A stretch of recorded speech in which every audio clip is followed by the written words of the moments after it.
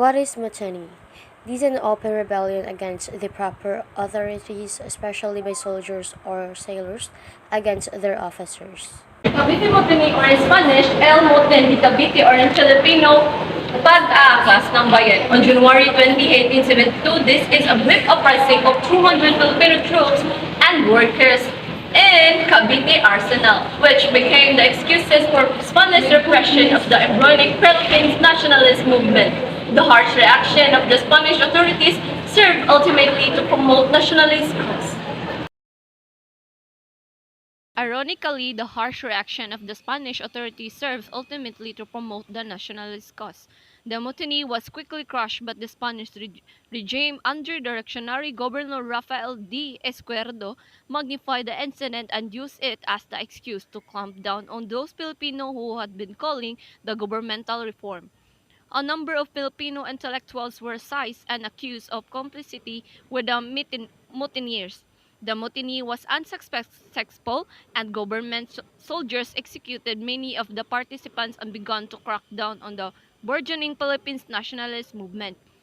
Many scholars believe that the Cavite Mutiny was the beginning of Filipino nationalism that would eventually lead to the Philippine Revolution of 1896. After a brief trial, three priests, which is Jose Burgos, Jacinto Zamora, and Mariano Gomez, were publicly executed. The three subsequently became martyrs to the cause of the Philippines' independence. Cavite Mutiny was failed due to fiesta fireworks display in one of the towns in Manila because they mistook it as a signal from their co-mutineers in Manila to start the rebellion. As a result, the Cavite Mutiny was unsuccessful as no reinforcement came from Manila. The causes of the Cavite Mutiny can be examined through the different three accounts. The first one is the Spanish account of Mutiny, and the second one is the account of Jose Montero y Vidal, and the third one is the account of Governor General Esquerdo. Spanish account of the Mutiny. Jose Montero y Vidal was a Spanish historian who interpreted the mutiny was an attempt to remove and overthrow the Spanish colonizers in the Philippines. His account corroborated with the account of Governor General Rafael Izquierdo, the Governor General of the Philippines at that time of the mutiny. Both mentioned that the mutiny was powered by a group of native clergy. Account of Jose Montero y Vidal. The Cavite Mutiny was an aim of the natives to get rid of the Spanish government in the Philippines. Due to the removal of privileges enjoyed by the laborers of the Cavite arsenal at Fort San Felipe, such as exemption for the tribute and forced labor, or we call it polo y servicio, the democratic and republican books and pamphlet, the speeches and preaching of the apostles of these new ideas in Spain, and the outburst of the American publicists and the cruel policies of the insensitive governor whom the reigning government sent to govern the country. Native Filipinos put into action these ideas were the occurring conditions which gave rise to the idea of achieving their independence. Account of Governor General Esquerdo. Governor General Esquerdo insisted that the mutiny was stimulated and prepared by the native clergy, mestizos, and lawyers as a signal of objection against the injustices of the government, such as not paying provinces for tobacco crops, pay tribute, and rendering of forced labor. It is not clearly identified if the natives planned to inaugurate a monarchy or a republic because they do not have a word in their own language to describe this different form of government, whose leader in Filipino would be called Hari.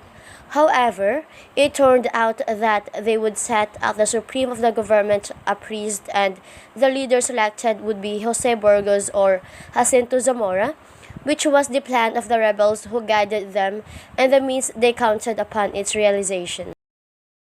There are other accounts of the mutiny. Account of Trinidad Pardo de Tavera. This time, the central government deprived friars of the powers of involvement of the civil government and in governing and handling universities. This resulted in the friars' fear that their leverage in the Philippines would be a thing in the past, took advantage of the mutiny and reported it to the Spanish government as a broad conspiracy organized throughout the archipelago with the object of abolishing Spanish sovereignty. The Madrid government, without any attempt to investigate the real facts or extent of the alleged revolution reported by Izquierdo, and the friars believed the scheme was true. The second one is the account of Edmond Plachot. He traced that the primary cause of the mutiny is believed to be an order from Governor General Carlos de la Torre to subject the soldiers of the engineering and artillery corps to personal taxes, from which they were previously exempt. The taxes required them to pay a monetary sum as well as to perform forced labor called polo e servicio.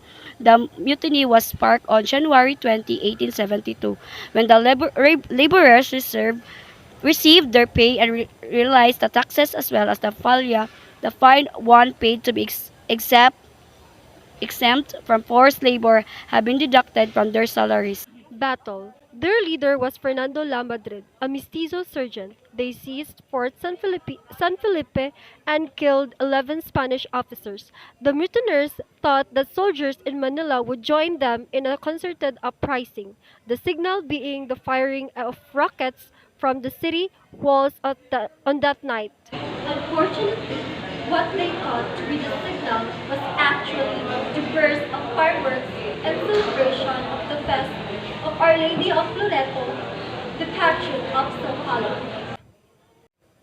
News of the mutiny reached Manila. The Spanish authorities feared for a massive Filipino uprising. The next day, a regiment led by General Felipe Genoves besieged the fort until the mutineers surrendered. Genoves then ordered his troops fire at those who surrendered, including La Madrid. The rebels were formed in a line when Col Sabas asked who would not cry out Viva España and shot the one man who stepped forward. The remainder were sent to prison. In the aftermath of mutiny, all Filipino soldiers were disarmed and later set into the exile in the Mindanao. Those suspected of supporting Filipino people were executed and arrested.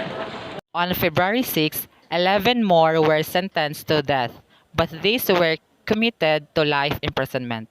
Others were exiled to Guam, Mariana Islands, including the father of Pedro Paterno, Maximo Paterno, Dr. Antonio M. Regidor E. Horado, and Jose Maria Basa. The most important group created a colony of the Filipino expatriates in Europe, particularly in Madrid and Barcelona, where they were able to create small associations and print publications that were to advance the claims of the Philippine Revolution.